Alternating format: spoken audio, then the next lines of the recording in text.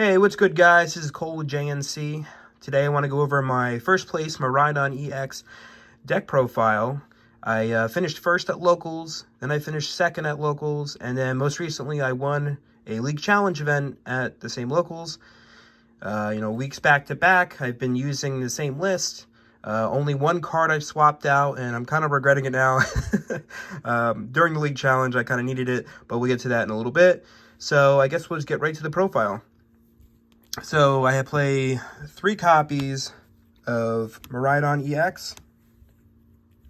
Obviously, this is the main guy of the deck. The built-in VIP pass is just too strong. Honestly, this is going to be so good in the standard in every electric deck, for the next couple of years until it rotates out. 2 Raikou V, very good. 1 Iron Hands EX. This is kind of like the boost that I got when Paradox Rift came out. Would I play 2? Perhaps, but I'm not playing the turbo build that has been topping at the bigger events. I do kind of like it. I did face a mirror match that was playing that variant. I mean, I did end up winning, but I don't think it's all that great because you either got it or you don't got it. And if you don't got it, then you're losing. So, I mean, I feel like this list is a little bit more forgiving compared to that one. Play 1 Raichu. I have contemplated playing 2 of these, but I know I'll be bugging and that would be terrible. I don't know. Maybe once E rotates, I can play some spicy build with it. But for now, we gotta still stick with the 2 Mareep and the 2 Flaffy because this really, gets your deck going if you're whiffing on the generators. If you whiff on the generators, which I have done, I've actually whiffed on 3 in one game. Crazy enough. But this is basically your backup in order to get those electric energies back onto your Pokemon. 1 Zapdos for the extra damage. Honestly, this really comes up if you go against any kind of Roaring Moon because you're going to bench this to get the extra 10 damage. So when you swing with Miraidon, instead of doing 220, you're going to be 230, and you're going to take care of it just like that. 0 Aura. Honestly, it's very nice to have this as a free retreat. I've actually considered playing second to this as well. But for now, I think it's fine at 1. But yeah. Now for the non-electric Pokemon, we have 1 Mew EX. Same reason as 0 Aura. It's a free retreat Pokemon. However, it has a bigger HP amount. Also, the retreat did come up once or twice, but the genome hacking, honestly, I don't ever feel like it comes up. And I did end up, you'll see later, I did end up cutting the double turbo energy. Because I don't think it's worth playing, and it feels bad, when you're whiffing on your electric generators when that double turbo energy could just be another electric energy, honestly. And then we have the 1 Squawkabilly. Has been coming in clutch a lot lately. I mean, in the beginning, I wasn't too sold on it because I was really just having to discard some of my really decent hands, because I opened it and I felt bad not using it. However, when you use it, and then you draw into something even better, then you feel, it feels good.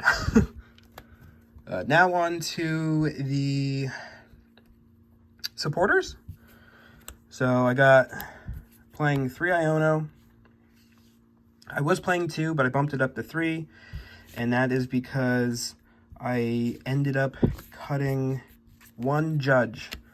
I was playing 2 Judge, 2 Iono, but I kind of like the 1 Judge. Would I play another one? Maybe. I mean, Judge plus Path to the Peak. Yes, I am playing Path to the Peak. Is a very good combo. I kind of prefer the Iono because I want my beginning setup to be much stronger than my later game. Because if I'm set up and I'm able to be ahead of my opponent, then the Judge and the Iono will already be doing their job later in the game as well.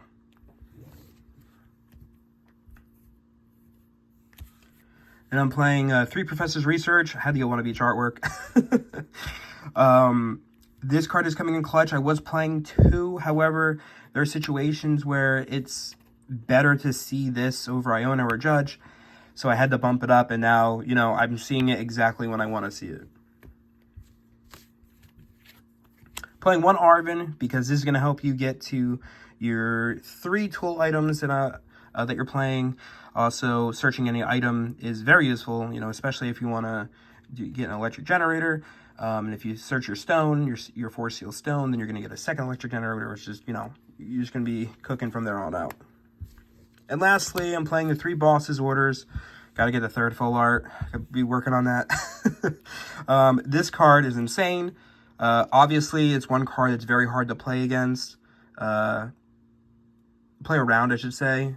It's come up so many times where I just draw into it for turn, or, you know, I'm drawing into off Professor's Research or something for next turn, and I'm setting up so that this will steal me the win. You have an increased chance of putting one into the prize pool, I guess, but the other way around is if you don't, then you have a decreased chance of putting into your prize pool, I guess. But if you put one in your prize pool, at least you have a backup.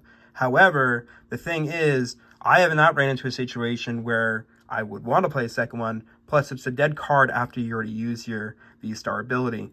Therefore, I'm sticking with just playing 1 Force Seal Stone for now.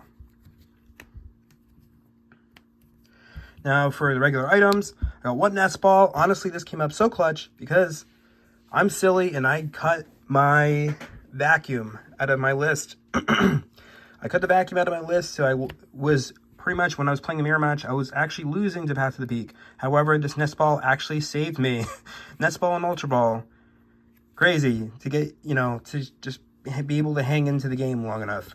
I was thinking about playing a second one, honestly. Next, we have 4 Ultra Ball. The Ultra Ball can get you literally anything you want, mainly to search anything that's non-electric or non-basic. Would not cut any of them. Next, we have 4 Electric Generator. I feel like this is honestly a staple, and nothing to say further about that.